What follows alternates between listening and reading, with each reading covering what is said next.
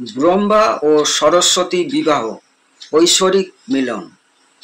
সময়ে শুরুর পূর্বের নীরবতার মধ্যে, যখন মহাবিশ্ব ছিল কেবল একটা নীরব পরিকল্পনা, ব্রহ্মার চিন্তাভাবনা থেকে এত পবিত্র ও উজ্জ্বল আবির্ভূত সরস্বতী জ্ঞানের আলো।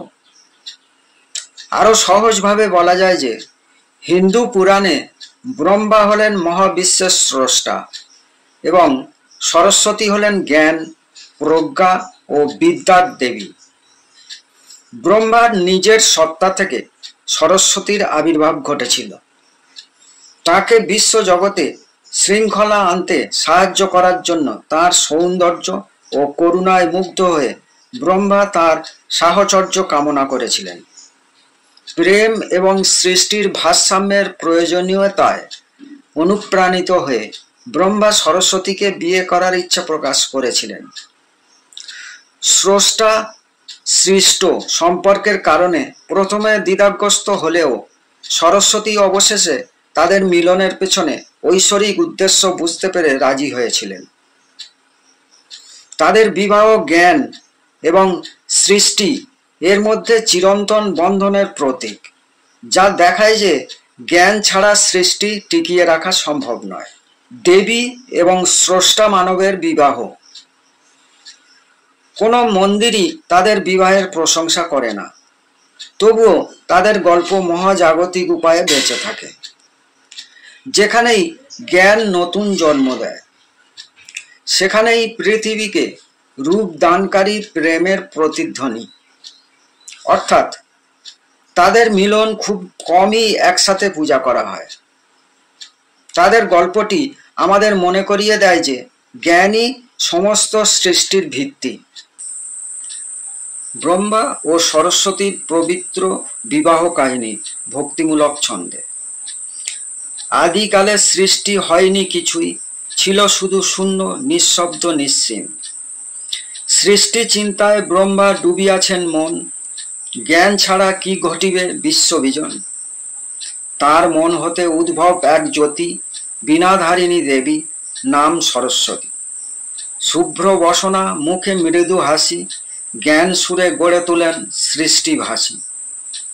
ব্রহ্মা চাহেন করিতে মিলন, জ্ঞানহীন সৃষ্টিতে নাই তো জীবন। সরস্বতী কহেন আমি তো তব ভাবনা, তবে কেমনে হইবে বিবাহ ব্যাখ্যা।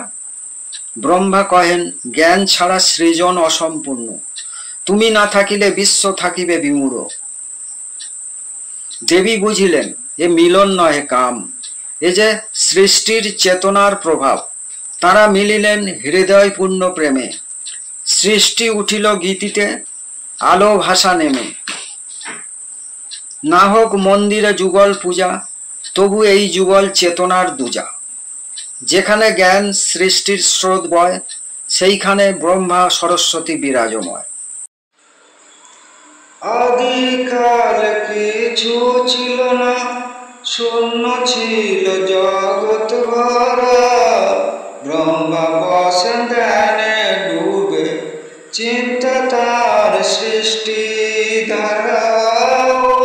জ্ঞান নেই সৃষ্টিভূমি, কেমনে হবে পূর্ণ কবু। তার মন হতে আলো ঝরে, উঠে এলো সরস্বতী নবরূপ।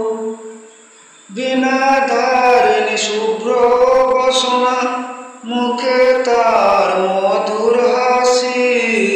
সুরে সুরে গড়ে তোলেন বিশ্বজোড়া জ্ঞানের বাসি।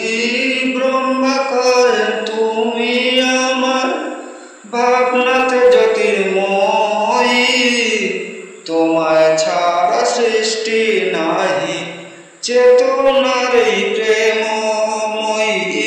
সরস্বতী কহেন কাতরে আমি যে তব ভাবনা, তবে কেমনে হই বিবাহ, কি হবে তাতে ব্যাখ্যা।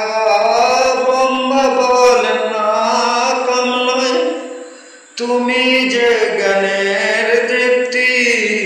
তুমি ছাড়া সৃষ্ট শূন্য, তবেই ঘটুকে যুক্তি হৃদয়ে প্রেমে মিলিল তারা, সৃষ্টিতে গানের দ্বারা না হোক মন্দির যুগল পূজা, চেতনার রয়ে গেল দীপ্তি সাজা।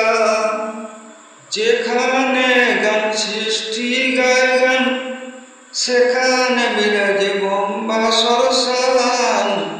আদিকালে কিছু ছিল না, শূন্য ছিল জগৎ ভরা, ব্রহ্মা বসে ধ্যানে ডুবে, চিন্তা তার সৃষ্টি দ্বারা। আদিকালে কিছু ছিল না, শূন্য